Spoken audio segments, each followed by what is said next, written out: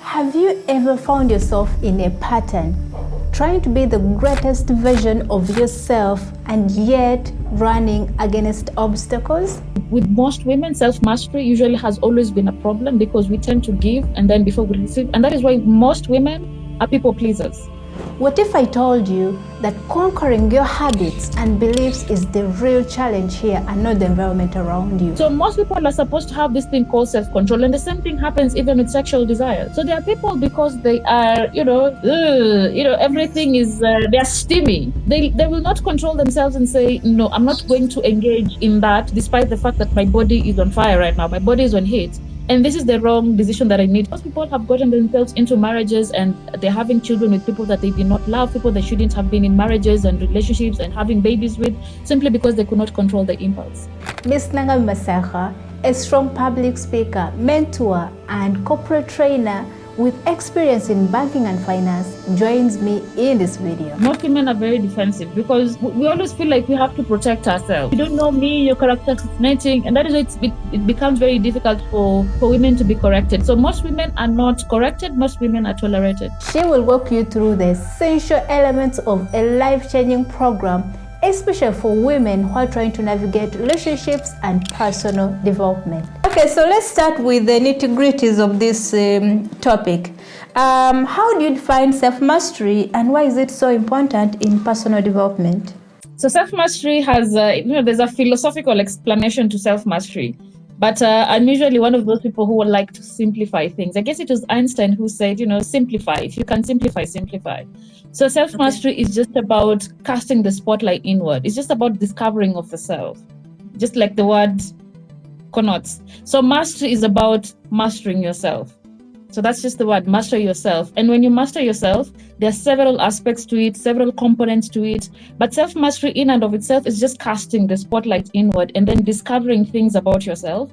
Because I know that so many people are really good when it comes to discovering so many things. So we know how the world operates. We know how politics, religion, culture, how many people relate, how men and women relate. But we rarely know how we rarely know stuff about ourselves. We rarely know how to master ourselves in terms of our impulses, in terms of how we show up in the world. So many aspects. You've heard of self-discipline and esteem and the rest of it. So these are topics that usually sometimes they're like foreign, when self-mastery is something that should have started from way back when you were children. Just sit with yourself as a child, discover, explore, love what you want, because you know that we become creatures of habit. And habits usually come from the external environment when it's supposed to come from within. And why is it so important in self-development or personal development? You can personally, in fact, the term is personal development. It's all about developing the self, so becoming better. And when you talk about developing the self, you know that human beings have like 5 aspects to them. So we have the physical, how you appear, your looks, taking care of your health. So people in personal development, people talk about health. Health is important. Take care of your health, clean eating, workout, and then you talk about the spiritual aspects. In fact, for me, spirituality usually is the first of the things that I think people should really work in terms of their personal development, because I believe, this is just my thought, that human beings we are spiritual beings. So just getting to understand who are you and whose are you. That usually is the most important thing for me. So once you understand the spiritual aspects of you, why are you here? What's your assignment? Spirituality, and then who do you identify? Who is a God? Because I guess we have to get to a place where we have a power superior to us that we look up to, because that usually is the essence of faith. Always having the trust and belief in an invisible God, in an invisible hand, knowing that in terms of trouble, in terms of strife and difficulty, in terms of just noting our assignment, why we're here, why in existence, why do we do the things that we do, usually has to be related to a spiritual power, a being that is superior than who we are. And I think how we relate usually comes from our reverence to this being. So the reason why I'm able to sit with you, you're a Muslim and I'm a Christian, is because I know that from my spirituality, I have to love my neighbor, regardless of who they serve, regardless of their appearance in the world, their race, their sexuality.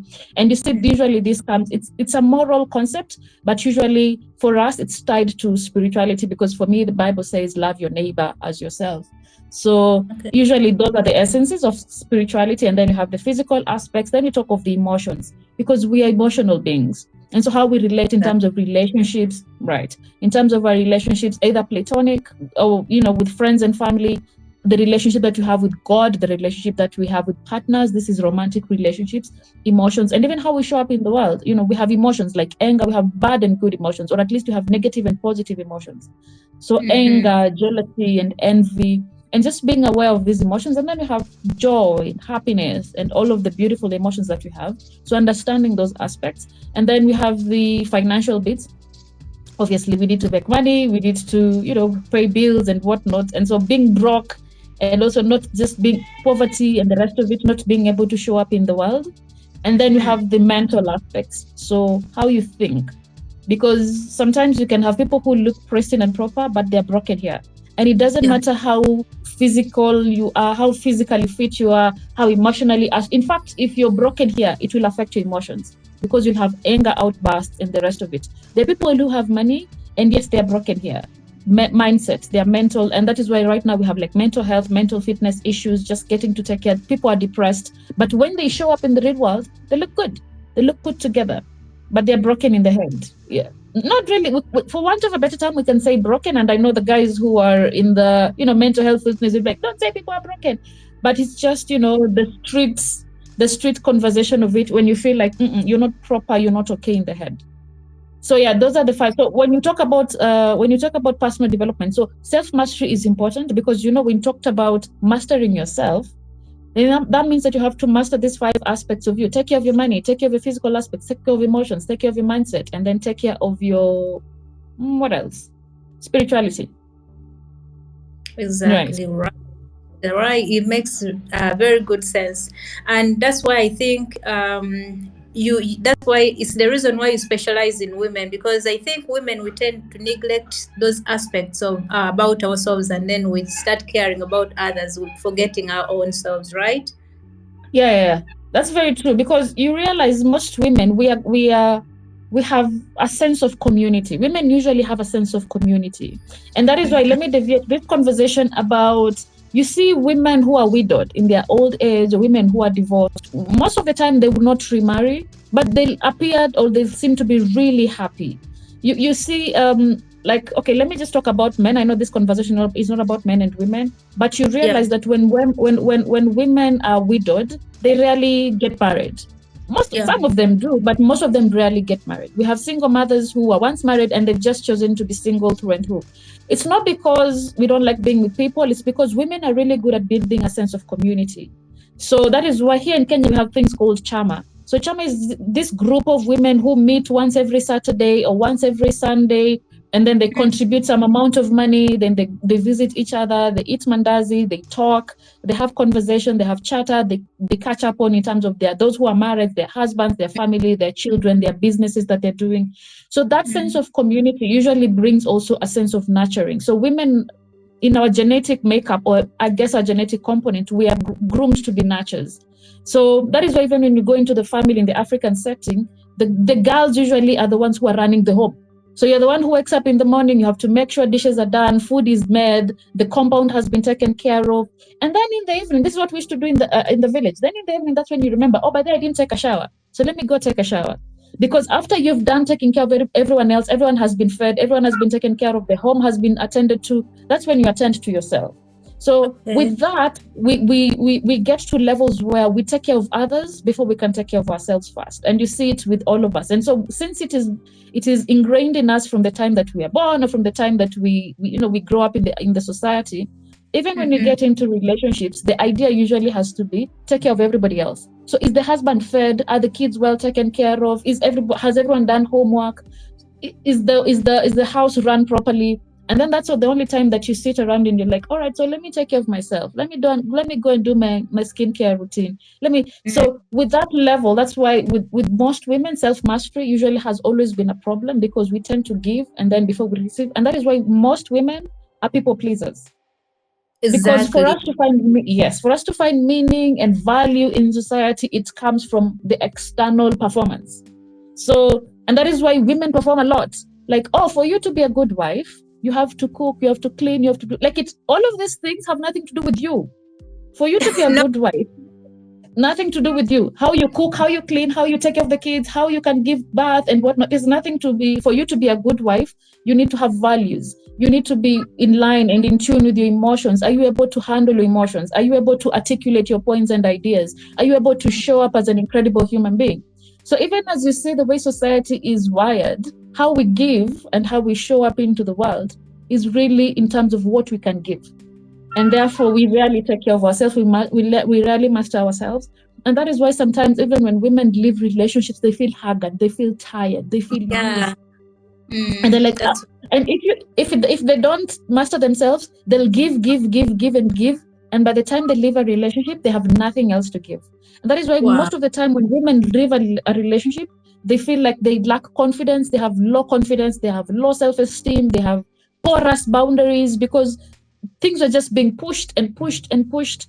And so because they didn't master themselves, they didn't understand the components of self-mastery. So usually they have become my biggest demographic.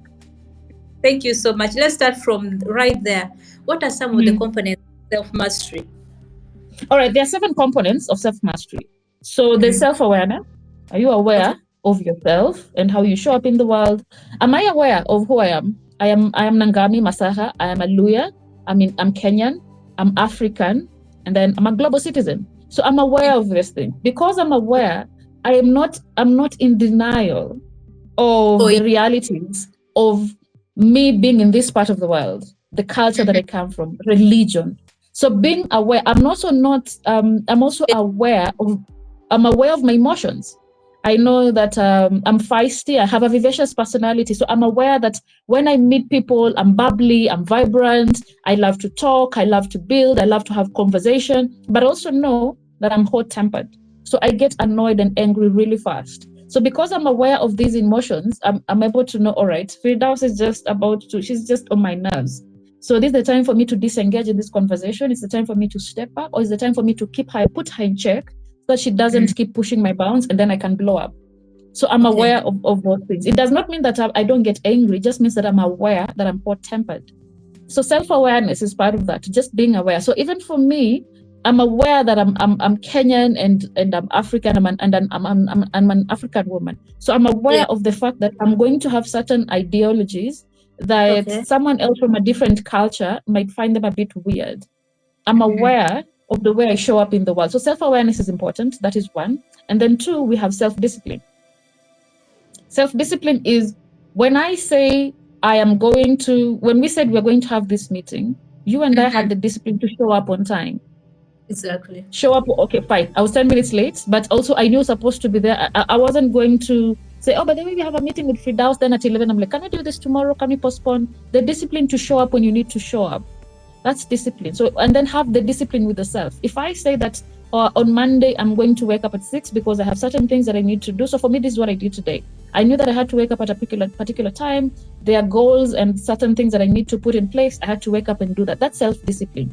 The things that I'm telling you are supposed to do not edify or benefit anyone else other than myself.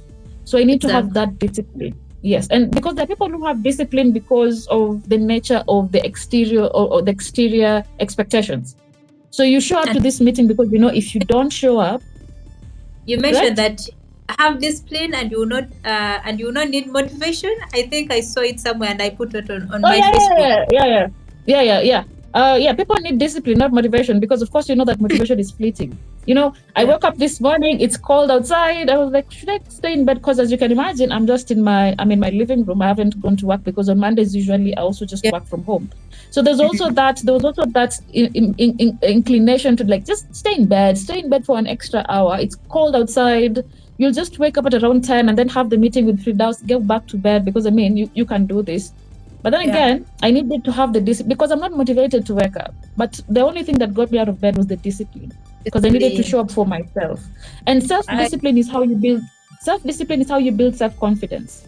Because I have shown myself, I have proven to myself that I'm a person who sticks to my word. I build confidence with myself because now myself and I know that if I say I'll show up, I'm going to show up. I'll show up for myself. And therefore, it also becomes easy for me to expect the same from another because I do it for myself. I have every moral right to expect it from you. I show up for myself. So if we say we're going to show up for this, please do show up. That is self-discipline. And then we have resilience. Resilience is also part of it. But before I go to resilience, let's talk about the self. So there's self-awareness, self-discipline, self-control. Okay. Most people self-control is, in fact, self-control is incredibly important, because when you talk about even weight, when you talk about most people on a weight loss journey, but when you ask, except for the people who have gained weight as a result of a disease, or people who have gained weight because it's in their DNA, the people who just are big, they're big. Naturally, they come from big homes, big families, but even then, they can try to do something about it. But for the people who are heavy, solely based on the fact that they have a poor relationship with food, they need to, it's because these are, and that's why you need to go on this self-mastery journey, because these are truths that you have to speak to yourself. The reason why you're overweight is because you have a poor relationship with food, and it's because you lack self-control. You cannot control the impulse to reach out for a cookie. You cannot control the impulse to reach out for sugary foods, even though you know that they're wrong for you. You cannot help but reach out for that soda, that fizzy drink, though you know that those things are wrong for you. So not good for you. Exactly. So most people are supposed to have this thing called self-control, and the same thing happens even with sexual desires. So there are people, because they are, everything is, they're steamy. They will not control themselves and say, no, I'm not going to engage in that, despite the fact that my body is on fire right now. My body is on heat, and this is the wrong decision that I need. Most people, I've said this before, most people have gotten themselves into marriages and they're having children with people that they did not love, people that shouldn't have been in marriages and relationships and having babies with, simply because they could not control the impulse. And also, yes.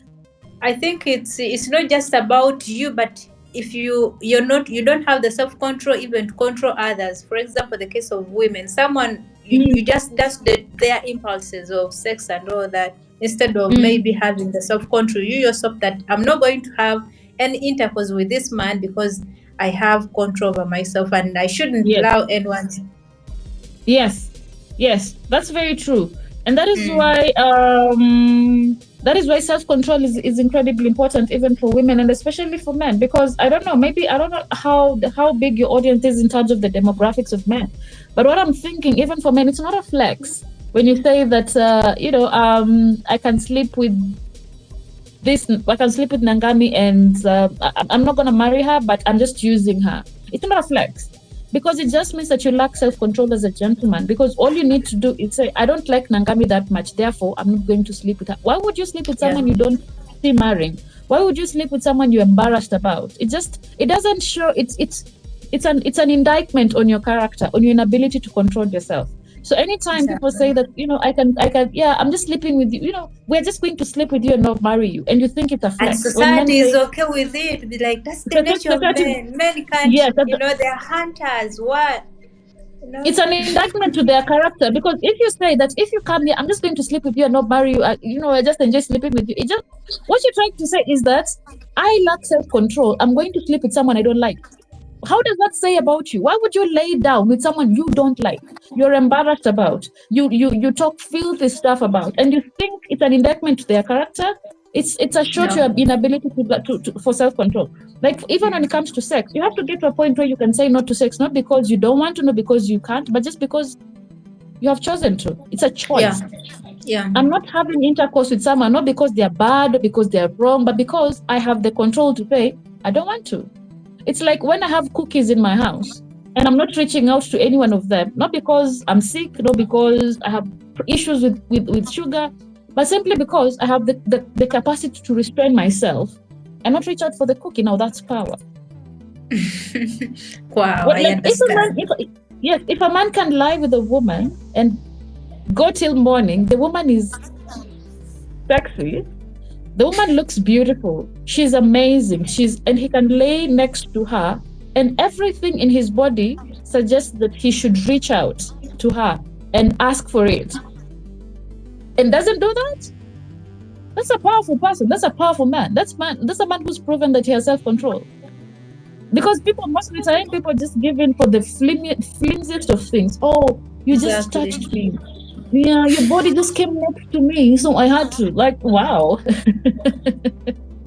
That doesn't say much about your self-control. So we had self-control, and then you had resilience. So resilience is your ability to just overcome adversity. Life will always throw us curveballs. Life has never been fair. God, in the Quran, in the Bible, in the Buddhist text, in Rastafarian, there is no place where life has been meant to be, kumbaya. Life is beautiful and precious, it's No, heavenly. no. No, life is going to be difficult. Life is going to be hard. But even then, do you have the resilience, the staying power, the ability to just hang in there, fight it out until better days Yeah. come your way? Yeah, so that's resilience.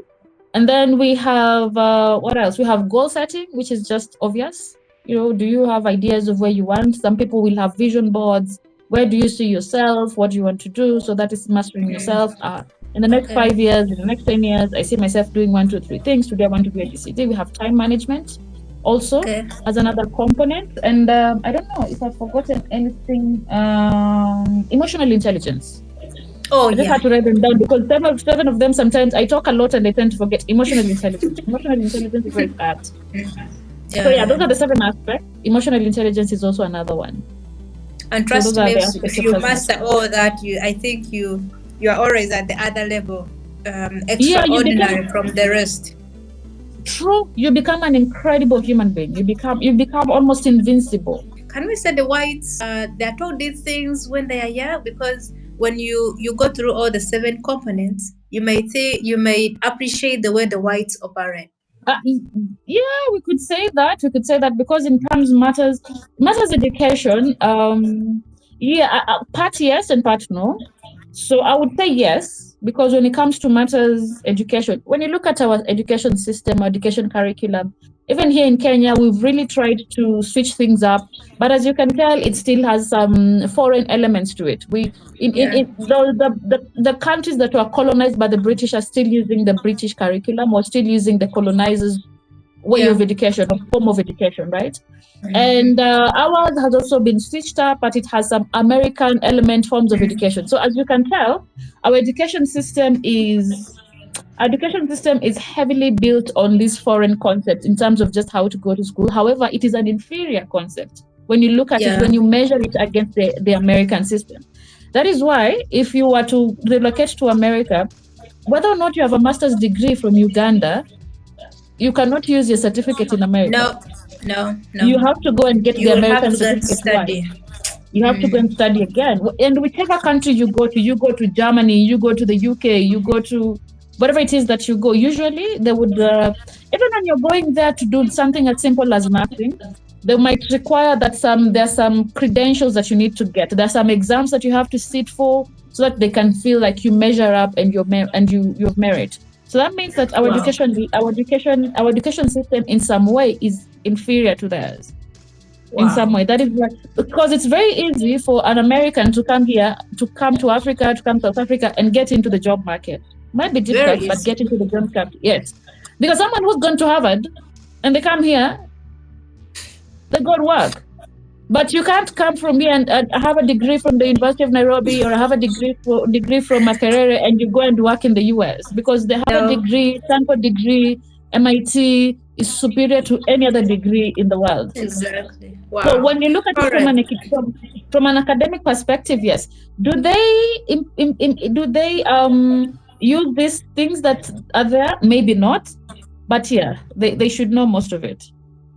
Okay, very important. All right, now that we've understood the components of self-mastery, and of course that was quite insightful. So can you share with us some practical techniques? I know it's a lot that you have to say, but can you share with us some practical techniques that someone needs when they're exercising self-awareness? What do they need, especially for our sisters and the young people there? Number 1, something called monk mode, which is the easiest. What's Those that? who've been there. Monk mode. So monk mode is, monks usually disappear. They stay in a particular place away from civilization or away from so many people, and then they just say, like for instance, they're in the Himalayas. Or for those of us who are, for the Christians, usually we have the nuns and the priests who now just move from normal society because they want to live a certain life, which is just dedicated to God, to this religion. They swear their allegiance. They are married to the church, married to Jesus, and the rest of it. And so they live amongst themselves, which is also a function, a form of monk mode. Now let's bring it to us. I cannot leave society and go and live in the Himalayas, go and live in a mountain. But usually we say this, disappear for 6 months. I know you've had it in motivational talks. Disappear for Yeah. 6 months, put your head down and then do the work and then, show up. You're totally changed physically. You started making money. You've improved yourself. Now that's a form of monk mode. So the first place to start is go monk mode, which is say that in the next 6 months, in the next 1 year, I'm going to switch things up. And I'm going to just focus on me. I'm going to go inward. I'm going to stay away from gossip. I'm going to stay away from drama. I'm going to stay away. Some people even go as far as stay away from dating. I'm just going to abstain for the next 6 months because I want to build up on my self-control. And usually happens even when relationships end. You're like, and that is why even therapists will tell you. No, once a just relationship, let me cut you short. all right. I think this happens mostly. I remember myself. I went through a bitter relationship, and I had to just. I think I didn't know I was doing that, but I just changed the environment.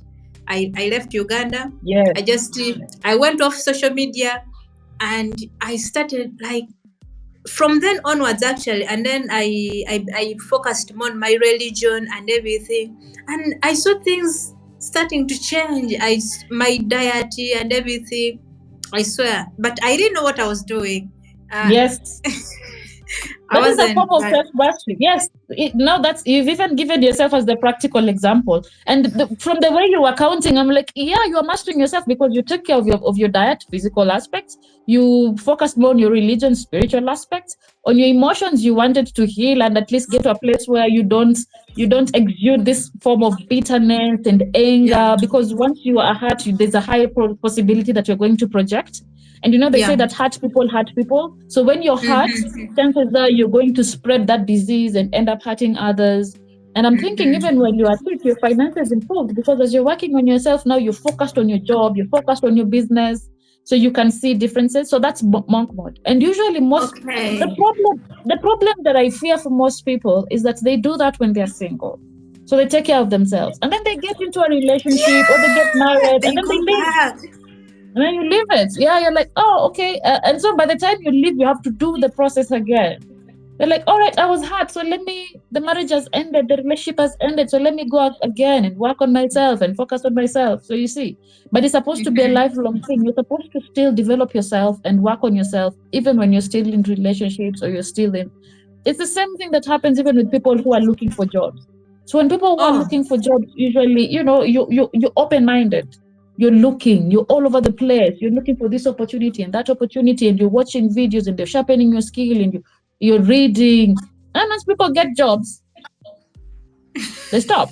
They stop reading. They stop being, the same thing happens like business. When you're building a business, you're resilient, and then when the money comes in, you sit in the comfort zone. You're no longer throwing yourself out there. You're no longer looking for different opportunities to make money because you can pay your bills.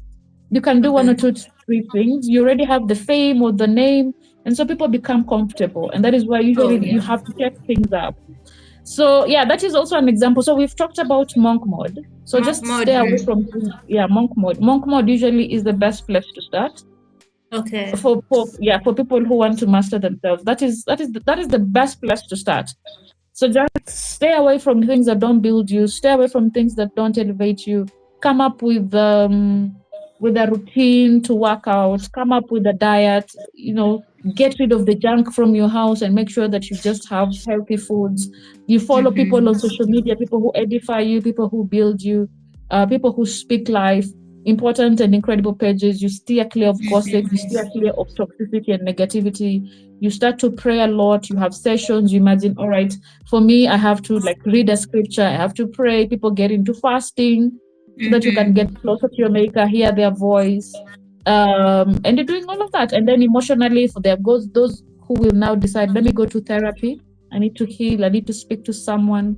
Yeah, so those are all aspects of the monk mode.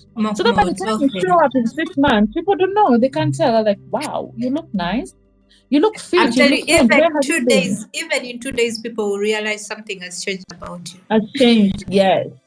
Yes, monk mode is one of the practical ways. It's very powerful. Okay. And then once you're done with monk mode, essentially, see, you have worked on the important aspects of who you are. Then now you start to peel the layers, because monk mode is like, let's say monk mode is it. Because in monk mode now we throw in every other things now, all the other things. So that is why we throw in structure. You come up with structure in your life. Most people don't have structure. So you need to have structure. So for me right now, I have structure. I know that, even when you ascend into power, any level of power, there's hierarchy. There's a hierarchy. I know that this comes before this and this comes before this. If I want to go to the president, I just can't go to the president's office and be like, I'm here to see the president of Kenya. No. There's a hierarchy. I have to go through the security, and then I'll be ushered into an office, and then I have to talk to the whatever who I find there, and then appointment, and then I'll be told come on this day, and then there's so many people I have to talk to before I get to the president, because there's structure. You can't just get the president, right? So even in life, in your own self-mastery journey, you need to have structure. You need to know that this is what comes before this, and this is what comes before the other. Just have structure in your life. What am I supposed to do at different levels, at different times of my life? Where am I going? So if you know where you're going, what you're working, you need to have structure. Before I can get to the level that Firdaus is for you, for instance, before you can get to the level that you are at, you know that I need to have a Google account, and then I open a YouTube channel, and then I create content, and then I become consistent, and then I get the numbers, and then I get monetized. So for you, the idea was to get monetized. The long-term goal is to get monetized, but the structure, how you get monetized. You just don't wake up and get monetized the next day. No. So even for me, so with every other aspect, you need to have structure and know that the end goal is to be, and that is why self-mastery is self. It is only I who knows what I want. Nobody can decide that for me. Nobody knows, because for me, maybe I want to gain weight. I don't want to lose weight. I want to gain weight. Because the people who are 58 kilos and they're like, no, I need to get to 70 kilos. So for you, you can see even for them, their diet is going to be different. The way they're going to be eating more than someone who's losing weight. So if someone wants to gain weight, maybe they'll have to go to the gym and do weight training because they want to build the muscle, and then they have to eat lots of protein just for them to, And for someone who's losing weight, they have to get rid of carbohydrates, get rid of sugar, get rid of all of these things, eat less fruits because of the fructose and whatnot. So only you can decide what structure means to you. That is why self-mastery, the first understanding of self-mastery is all about self-preservation. You preserve what's important to you. What do you want? So the someone whose self-mastery journey might require that they steer clear of relationships. And for someone, their self-mastery journey is marriage. They want to get married or they want to pursue a relationship. So they can still master the self while now putting themselves in scenarios and in environments where they can meet a partner. So they have to work on their public speaking. So while someone else is going out, someone else might be coming in. But either way, you still have to go within and find out what's important. So structure is important. And then we have discipline. Discipline was obvious. We talked about discipline. Yeah. And the other thing is respect. Most people lack respect. And by the way, if I was to ask people, what is respect? Most people have no understanding of what respect is. Yeah, most people have no understanding. You ask people, what is respect? Because respect usually has to do with boundaries. Respect usually has to, I don't have to agree with what you have on your channel, but I respect what you feel. So respect means I don't come into a space and defile that space. When you meet your president, you don't just, hi, Mr. President, shake his hand. Because you're in a different territory, right? You may not agree with him. He may not be a chosen president. He may not be your favorite president. But when you're in his presence, there's respect. So that is how respect is. It is acknowledgement of the totality or the wholesomeness of the person that you meet. Acknowledgement, right? So if one of the ways I can disrespect you is for me to come to your page, for me to come to your YouTube page and begin to spew, just vile thoughts and ideas. I'm like, yeah, I don't agree with you. And then there's always a way to disagree. Yes, we can disagree, we can have discourse, but the people who will come and just be outrightly disrespectful in their words. Oh, you're not that beautiful, and you're all of this, and you're in a third world country, and Kenya is better than Uganda. Now that's being disrespectful because I do not acknowledge your existence as a Ugandan. I might think lowly of Ugandans and you might think lowly of Kenyans, but that does not mean that now you have the right to like disparage me. It's you seeing me. Yes. And so and that is why when men are asking for respect, most of the time men have to ask for respect from women because women have no understanding of what respect is. Men understand the concept of respect. Women don't. Really? Tell me more about that. When men, do you see men don't give each other advice easily? You look on social media. How many people are advising women on relationship? Everyone. Oh my God. Everyone, men and women. Women do this. Even men are telling women, if you want to be loved, women get married. How many men are advising men about relationships? Very few, if any. Very few. Why? Now that's respect. Because a man knows another man has the capacity and the presence of mind to make decisions pertaining to his relationship, so he's not going to overstep. Because for men, it can get violent really quickly. When two men meet and one becomes disrespectful and calls him names, blows are going to be exchanged. They'll end it there. Yes? They'll just end it there. Yeah, they're going to fight. But and that is why when they relate with each other, they have to be aware of the bounds. So men can make fun of each other. When you look at how men communicate, men can be insensitive with one another. Men can, like here in Kenya, let me use Swahili. We'd say men will meet and be like, wewe kichwa kubwa wewe. You know, they'll meet and they'll just call each other and like, angalia mse venye anaona sijui anakaanga aje. Look at this person who's fat. Like they make fun of each other's bodies. They'll make fun of each other's, brokenness, and they're like, oh, anapenda kunywa pombe yetu na hizi lipa. Like, and they not feel, the other guy will not feel insensitive because for them that is banter. It's just having a good time. Well, for women, we can't have that.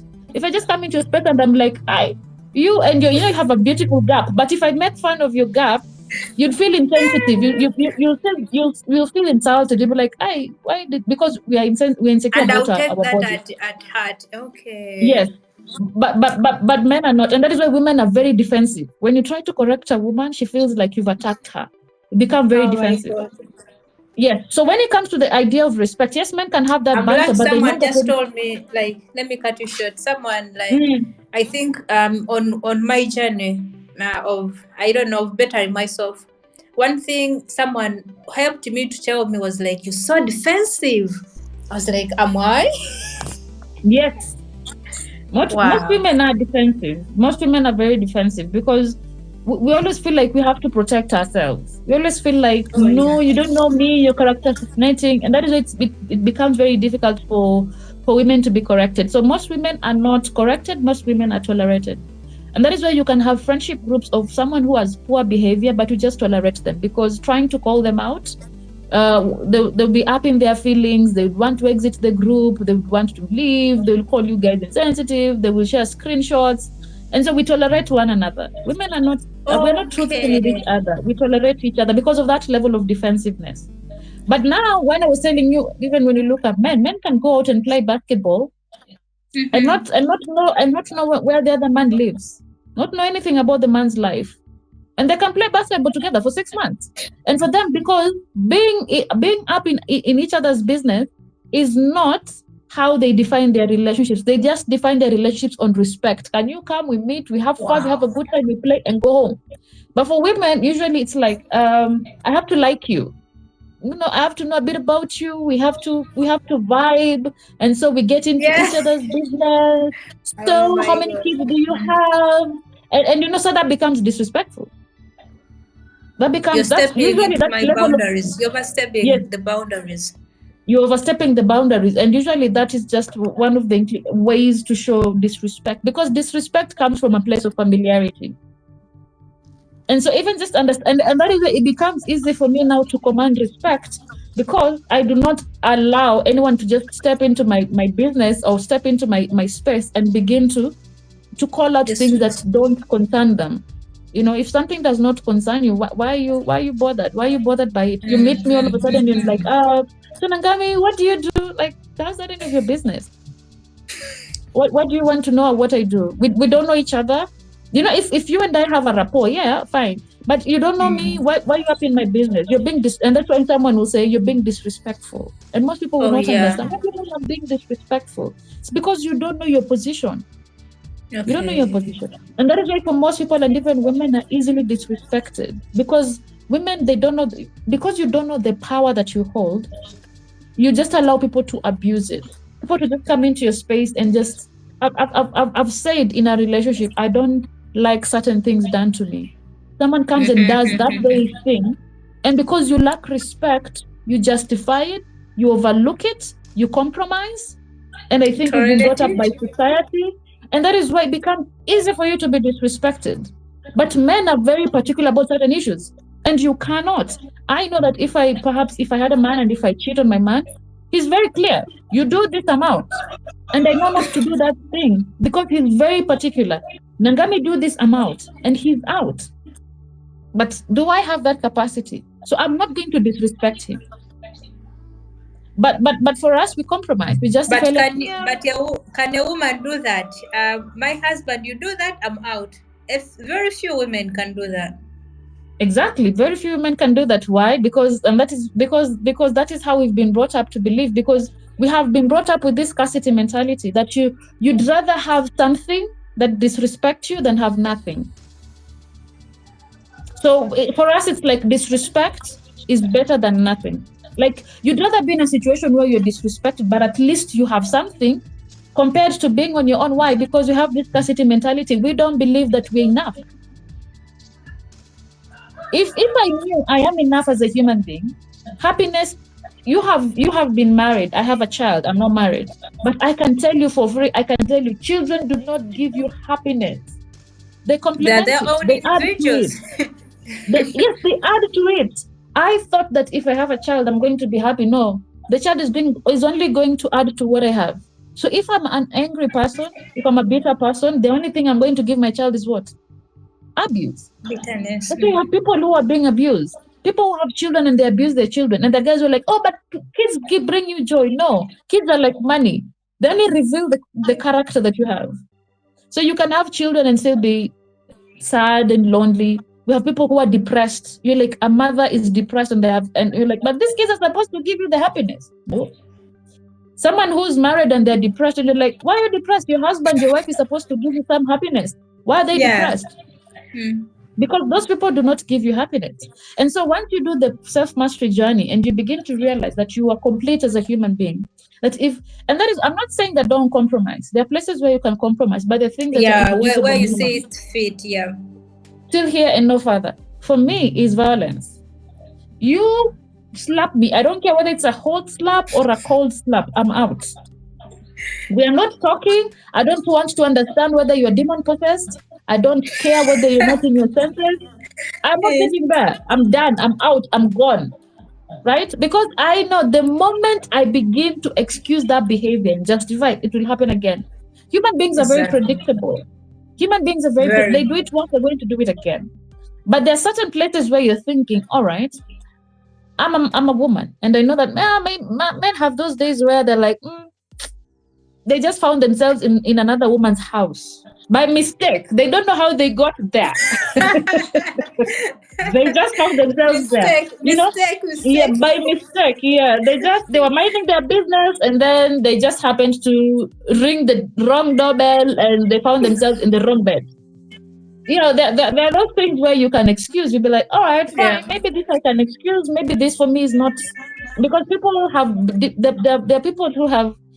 For them, being hit is a show of love and affection. I don't know. There are people who then there are people who being abused or at least being cheated on is not a deal breaker for them. They're like, I can overlook this. It's not something that will have me leave my house and leave my family, so I can overlook it. Fine. Yeah, for those, the work for me doesn't, because I can only control myself, and I don't know how the other person is controlling themselves, and the other person that I can only control myself. So if I excuse it, I don't know. The next time they're going to bring me a disease, and they say when a mistake is done the first time, it's a mistake. It's done the other time, you're the one who's at fault. It becomes a habit, It becomes a habit. So if I cheat once, you're like, maybe it was a mistake. And you forgive me. But if I cheat twice and you forgive me, now you're the fool. You become the fool. A big fool. Yeah. Yeah, you become a big. So the first time Okay. you say yeah. The second time you become the big fool. So and you know, so you see that involves also some level of critical thinking, because self mastery is about critical thinking. It's about you looking at things holistically and wholesomely, and then making a decision that suits you. It's not about what does culture say, what does religion say, does my mother say. I just look at the situation for myself, and I make the decision, and I decide no, I'm better off sleeping under a bridge than being here, because Yeah. here I'm getting the worst. Or sometimes you can be, no, I'm okay being here. It makes sense. This person has all the things that I've been looking for. There's only one shortcoming that they have, and it's a shortcoming I'm willing to overlook. I'm going to stay with them. So for me, I have to use critical thinking and get to a point and say, yes, this person is rich. The man is rich. The man has connections. The man is powerful, but he hit me. I'm going to sleep under a bridge, regardless of what he has, because my life is more important. Or I just do Okay. not, that level of disrespect. So Yes, Nangami, you're mentioning that there's something. Um, now you're someone who is aware of yourself, someone who controls yourself. I mean, you can only control what happens to you and your feelings. And yes. sometimes this makes people judge you as someone who is not compassionate. Can you tell us the relationship between self mastery and and I don't know if that kind of aspect is it emotional intelligence or something like that? Yes. Because most So people who emotional, have reached that level, they literally have they like have no friends or something like that. People tend to avoid them. yes. I mean, what's the relationship and how can someone handle that? Right. Emotional intelligence is a huge part of self-mastery. It's about you being aware, managing your emotions. There's emotional management, there's emotional awareness, there's social skills, there's empathy, and then there's the five aspects. There's emotion, there's motivation.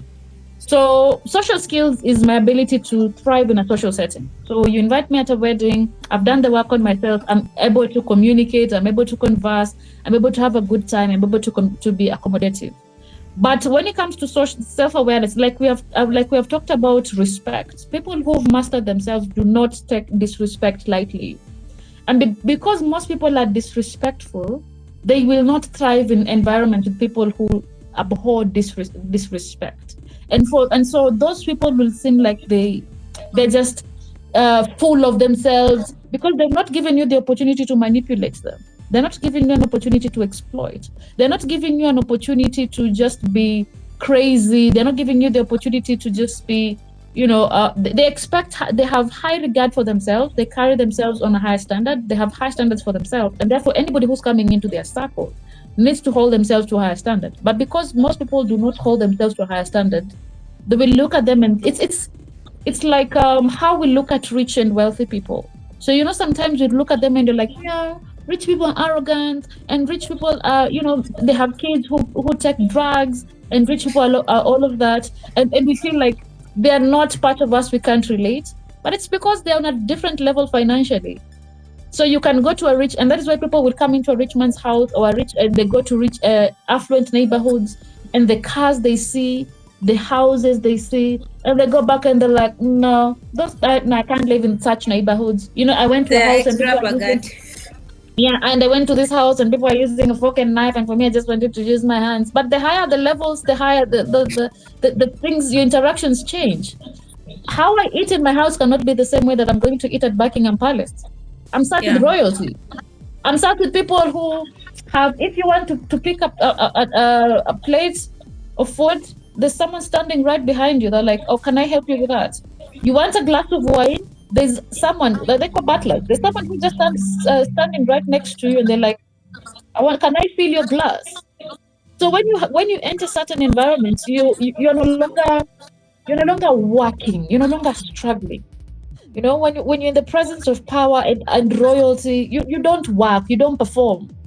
And it's also this kind of, it's this kind of soft life ideology that we have kept for ourselves, which is just, it's the like Victorian kind of lifestyle. When we read Cinderella, Sleeping Beauty, Snow White, you remember when we read those books? Hello?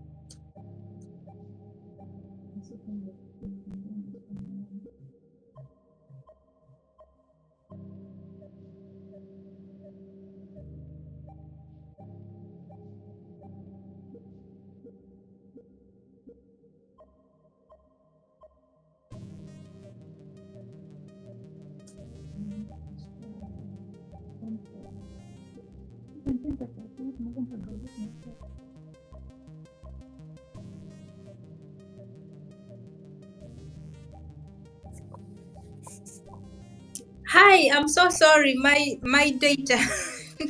Oh, Sorry. all right. It's Yeah. fine. It's fine. I'm still here. Sorry. Thank you for waiting up. It's I fine. just bought. So Okay. you see So what when you get money, when you financially become better, like when you increase your financial or your material success and you have money. Here, one of the leafy suburbs we have is called Runda. So if I become a multi-millionaire, obviously I would want to relocate to Runda. And when you relocate to Runda, you have this big plush of neighborhood, and you have a big estate to yourself. You have a big property.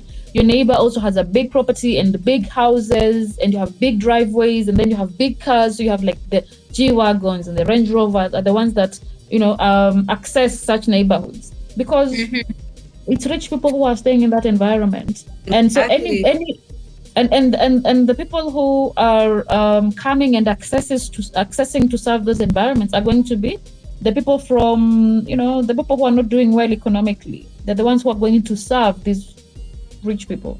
So the same thing happens with Exactly. self-mastery. When you get to a certain level, when you work on yourself, right, you get to a certain level, the people that you're going to interact and the way things are going to be moving in those environments are going to be the versions of the big houses and the big cars that most people will be looking from outside, and they're like, yeah, we can't relate to that. It's the same way when you have with your president and their family and how they move. Most people can't relate to that, but they're at different levels. And your president is Yeah. not in the habit, or is not in, he doesn't care about how relatable he is. He's not looking for, he doesn't want to explain to you. And neither is he coming to your level. He's still going to live in that 10-bedroom mansion called State House. He's still going to live in that room. So he's not going to say, oh, because I want to be relatable, let me come down to your level and live in a 3-bedroom house. No. He's going to ascend and have the convoys and have the security and have the bodyguards. The same thing happens with self-mastery that most people cannot have every day. It's not our everyday life. And that is why self-mastery or self-actualization sits at the highest level of Maslow's hierarchy of needs, because not so many people get to that level. Yeah. I remember I studied that. Yes. Self-actualization. Yes, it's at the highest level. So for you to get to that higher level, not so many people make it there, and that is why you will not be relatable. You'll be like the president who, not everybody can just come to you. Not I can't just go to the president. I just can't go to State House.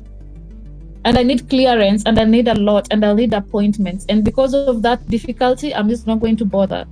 And that is why sometimes we look at people who have actualized themselves, people who have self-mastered, and we're thinking, yeah, they're not relatable, they're arrogant, they're proud. I don't want to be around them. It's because they've done a lot of work, and for you to do the work, you're thinking, it's too much work for me to do. Let me piss on that.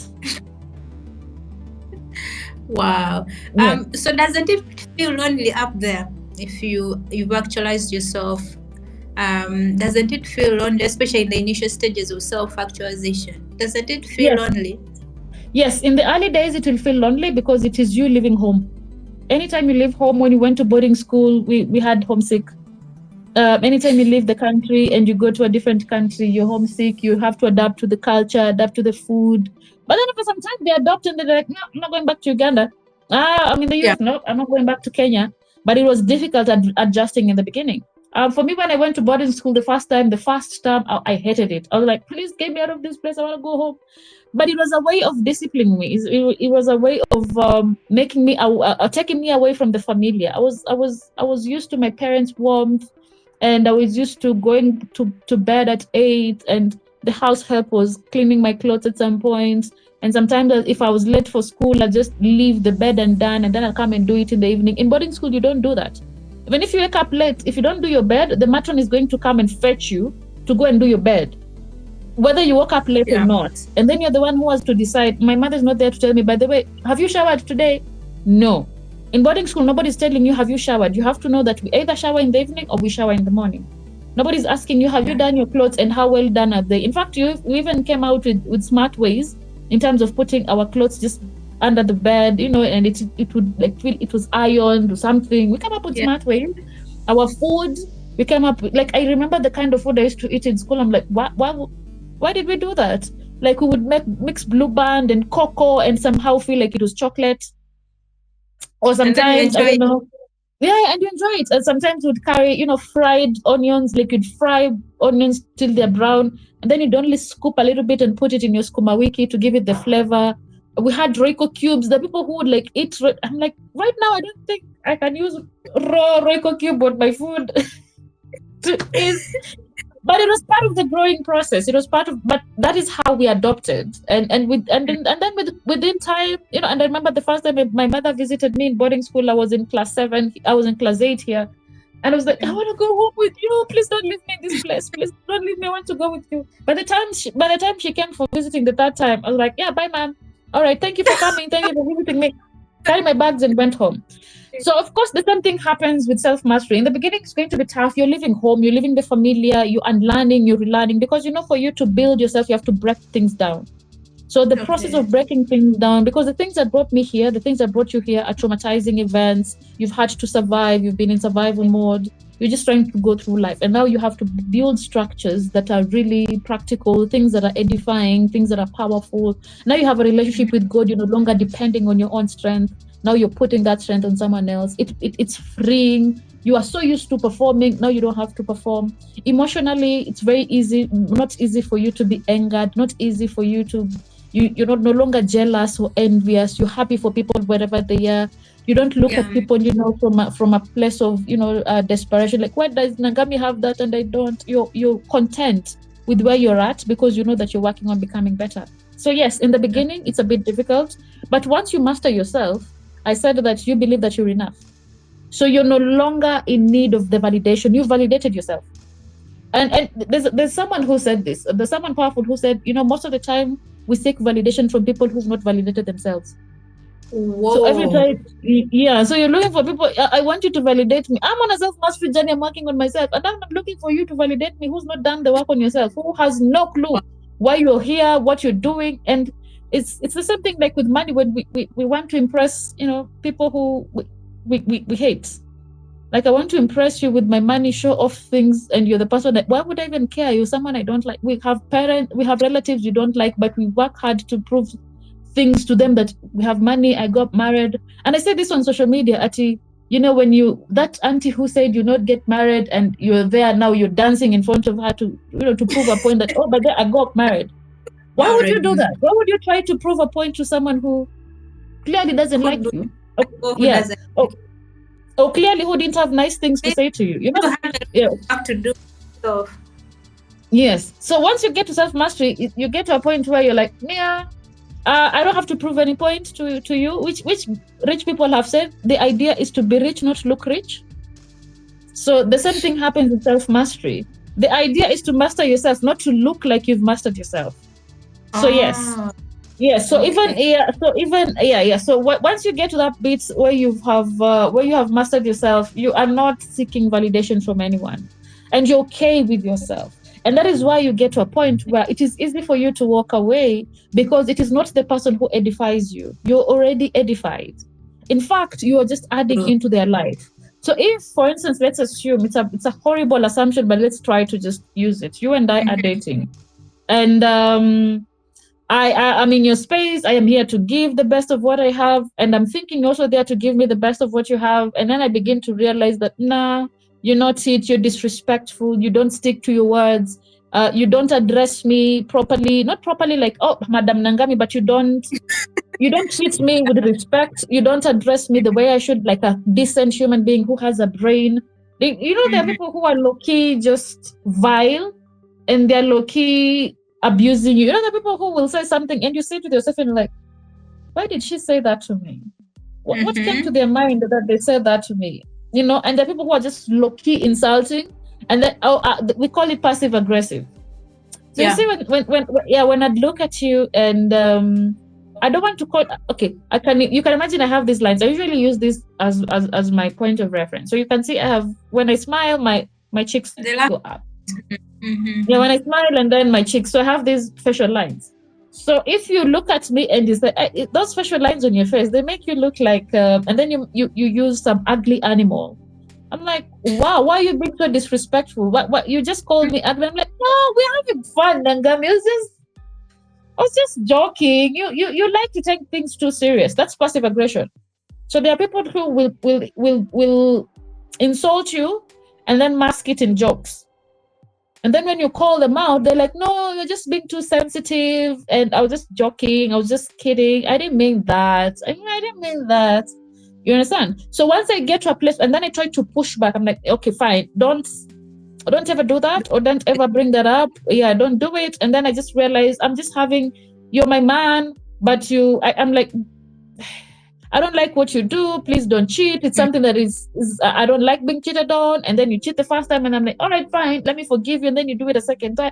I'm not going to stick around because I've mastered myself. I'll walk away.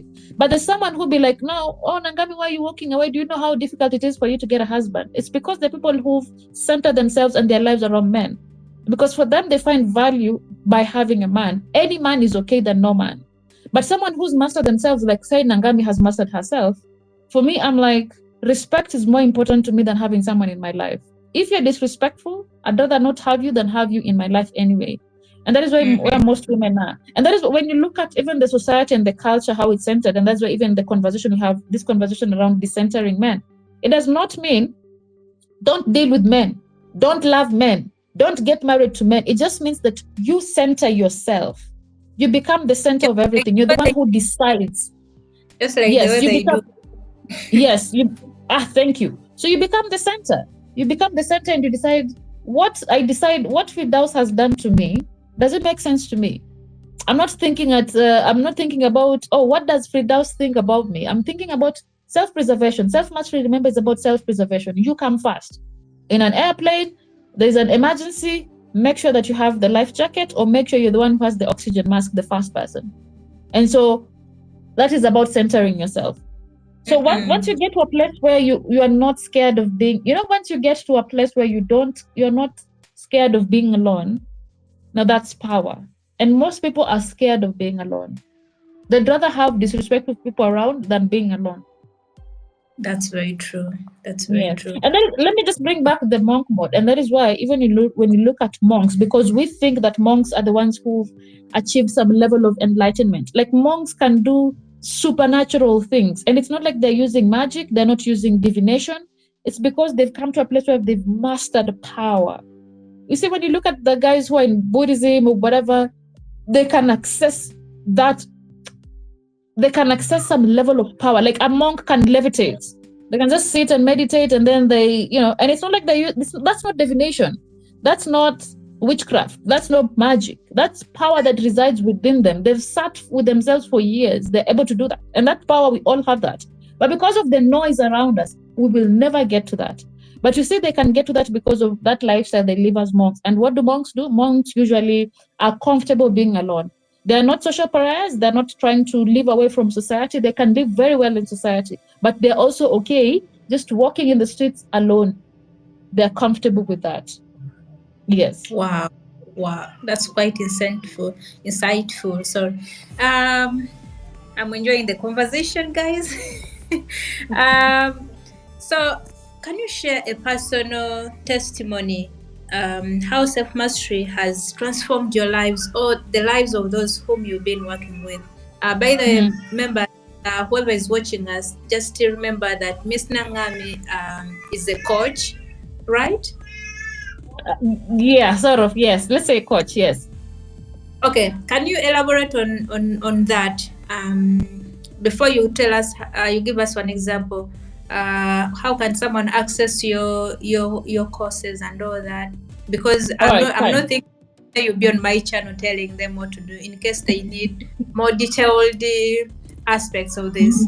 How right. can they add your works? Okay, so I usually call myself a speaker because I just speak on things, and then I hope that people are going. I don't, we usually lie to ourselves that we can advise people. People can only advise themselves. You can't advise anyone. How many times did our parents advise us? We ended up doing what we wanted to do. Very, very kind. Yeah. So many people, someone will come to you, they're like, oh, Firdaus, my wife this and my husband that, and you give them advice, and then the next day you see they did not do anything you told them. And you're like, wow, why did you come to me? Well, you have siblings that you try to advise, you're like, oh, I've advised my sister, my brother to do this, and they just can't do it. And people who have actualized themselves, do they have a tendency of not giving advice? Yes, there's always, because that respect, you don't overstep your bounds. I'm not seeking advice from others. Yes. I'm asking, like, do people who have actualized themselves, do they have a tendency of not seeking advice from others, nor giving advice to others? Do they have that tendency? Yeah, they don't, because once you self-master, you get to a place where you don't have this larger than life personality, where because I've gotten to this place now, I know everything and I'm in a position, because you went on the journey on your own by yourself to figure out yourself and to figure out the things that you extend the same grace. So you will not give people advice unless they ask. Because also for me, let's use it to me. So I've not self-actualized, I'm still trying to master myself, but I don't give advice unless it has been asked. Because even for me, I don't like being advised if I've not asked for advice. I feel like it's very intrusive. I usually feel like I'm trying, because we need to have the grace to give people the capacity to figure out life on themselves and life by themselves and on their own. But because we have this savior and hero mentality, the same thing that women have, oh, this man drinks, I'm going to change him. That savior mentality that you're going to change someone, you cannot change anyone. People will change when they want to change. You cannot save. For us Christians, that's why Christ had to come and save us, because we couldn't do it ourselves. We just couldn't. So it had to take the grace of God, and even every religion, they needed to have they had prophets, or they had people who were sent by God to come and just give them the roadmap, because human beings are very difficult to deal with. Even for us, and it's something that it's also in the scriptures and in the Quran. When you look at the story of Moses, like, can you imagine human beings are going to cross the Red Sea, and then water parts, and then you have a wall of water on one side and a wall of water on another side. And this is not like this wall. This is water that you can see waves are going on this. You know how big the ocean is. And you can see that water and the ground becomes as dry as everything else. Nothing, there's no coral reefs, nothing. The ground becomes even. And these people walked across it. They go to the other side and still did not believe in God. And they're like, yeah, they had their own gods. They were like, yeah, we're going to make our own God. We are going to collect our gold and we're going to make our own God. Own God, yeah. Yes. Manna was thrown. They were literally waking up in the morning to go and collect food that fell from. They didn't have to cook. Those are people for you. And they still complain. The food, we are tired of this garlic and onions. We're tired of this. And they're like, Moses was angry. He came down and broke the 10 Commandments. Like, what do these people need? Moses came down from the mountain at a particular time, and because of the anointing that he had, because he had been in the presence of God, he was light. They couldn't look at him because he had almost taken up the nature of God. He was so bright, they could not look at him and still did not believe. So even when they had evidence right in their faces, they still could change their mind. They could not believe, and that is why they had to dance in the wilderness for those 40 years instead of taking the 11 days, because they're just difficult to deal with, and human beings are difficult to deal with. That is why you have to allow them to go on that. You are not Jesus. So I'm not Jesus. I don't have the power of Jesus to advise anything on anyone. However, just giving people roadmaps and telling them, okay, you can do this and you can do that. So for me, I consider myself I consider myself a teacher, not a teacher, but a speaker. So I just speak on things. You pick on what you can and you discard the rest, what doesn't work. Because advice, even for coaching, I really need to know your life so well for me to advise you. And even when I do, I'm thinking most people will not take advice until they've gotten to a place where they are pushed by life and they just decide to make the decisions by themselves and for themselves. So anyway, Okay. I've danced around the question. However, yes, I'm a public speaker and I speak on self-mastery and I speak on public speaking. So I just help people master the art of public speaking. I am on TikTok mostly.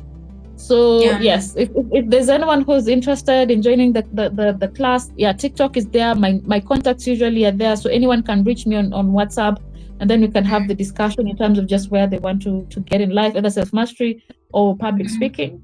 Now, having said that, I understand that your question was real life example in terms, not real life example, but an example for me or the people that I've dealt with who have gone through the journey. So I'm going to give an example of myself. So for me to get to this place where I am, I had to hit rock bottom. And sometimes life has to push you somewhere for you to be like, all right, fine. I think I need to change track. I need to change tact. I need to change the trajectory of my life. I need to do things differently because with the way I've been doing things, honestly, nothing is working. So for me, I got to a place where I felt like I was at the end of my strength. Sometimes life can throw you curveballs and you begin to realize, all right, fine. My strength is not helping me. I've called people, my contacts, the money, the business that I had, and there's this sense of lack of fulfillment, and then things are just not working. So of course I started to seek. I was like, I need help, and the only help I can get is divine help. And so I started to seek for help in terms of just finding a God for me and what that meant. And so I went on this journey to just find God for myself, because I was at a point in my life where something inside of me told me it's only God who can help me. When you get to places where you're like, only God can help me in this, you try talking to people, you're like, no, because that is where now faith comes in. You need something to strengthen you spiritually, because physically you look like you have it together, but spiritually you're falling apart. And so for me, that became the beginning of things. So I started to seek for God for myself. But of course, in that moment, I also went monk mode. And I decided to, they say that sometimes God will crush your body to save the spirit. And that is why, when you're supposed to go to Uganda and then I'm going to South Sudan, something has to strike me for me to remember, oh, by the way, okay, it was Uganda. Let's go to Uganda, because I'm in a totally different direction. And people are trying to flag me down. It is Uganda, not South Sudan. You're going to South Sudan. It is Uganda. I really need to find some bandits on the way for me to be like, no. I think I'm in the wrong direction. This is not where I'm supposed to go. Or I really need to find someone who'll be like, you're going down. It has to be so bad going towards that road that I sit back and I'm like, this is not the experience that I was supposed to be witnessing. No, this is I am in a totally different environment. This is surely not the place I was coming to. I had an idea. I was thinking once I enter this territory, I will hear Mukama Wange, and what I'm hearing here is totally different. So clearly I'm in the wrong direction. And so now you have to change sails and you have to change tracks and then go down the right path. So for me, that's what happened spiritually. I was in a place where I felt no. There was no fulfillment. When you get a place where you're crying a lot and you cannot find the remedy from human beings. Started on that journey. And when I did that, I was finding God for myself. Of course, now when you do that, I started working out a lot. I started listening to conversation. So when I started listening to so many people talk on social media, like I told you, usually when you're in your toughest level, people now will go and listen to motivational talks. People do not listen to motivational speakers when they're doing well in life. It's usually when things are bad, when things are tough, that is where they're like, okay, you spoke to me because I'm at a point in my life where things are so bad and I just needed someone who can speak to me or speak life. That's how it happens. Or when you find someone who's talking about something that you can relate to, you can resonate, because human beings have some level of arrogance. So when things are going well for yourself, that is why it is very easy for you when you have money to call people broke, lazy, because you're like, nah. Yeah, people who don't have money are lazy. Yeah, easy for you to say because you have a source of income, you have resources. So that's why it's easy for you to call others, that level of arrogance. So that is how it started for me. And then I started listening. So when I was listening a lot, there are people who are talking about master yourself and self-mastery and do all of these things because you become better. And these are the self-awareness and self-management and emotional intelligence. And as a public speaker, I know that emotional intelligence is incredible for communication. So these things started making sense to me. And I started going on the journey to just find myself. And then I found myself under mentors. And I was looking at my mentors and I was thinking, these people are very different. They operate differently. It's the reason why they're successful in their different industries. What gives? What is it about them? Because they're not concerned about society. They're not concerned about being liked. They don't care for validation, and yet they're incredibly successful. Because I was thinking, these people should want to be liked. They should want to be loved. They should want to be popular, but they are not, and they don't care, and they're really comfortable in their skin and who they are. What's that about? And so, of course, I began to realize it's all about mastering themselves, and like, I want that. I want to get to that level where I'm so confident in myself and I feel enough that nothing from the external and from the exterior environments pressure me. So there's this also lady that I used to follow. I follow a lot, and she used to talk about beauty. And she's a really beautiful and elegant woman, and she's mastered herself. And she kept on talking about how she loves, looking the part and dressing so well and looking beautiful, and she does it for herself. I'm like, but the conversation I've had is that, women, when they leave the house, they want to look good because they want to attract men. So I was like, and she kept on saying, no, the reason why I look good for myself is because I just thought I should look good. Isn't that enough?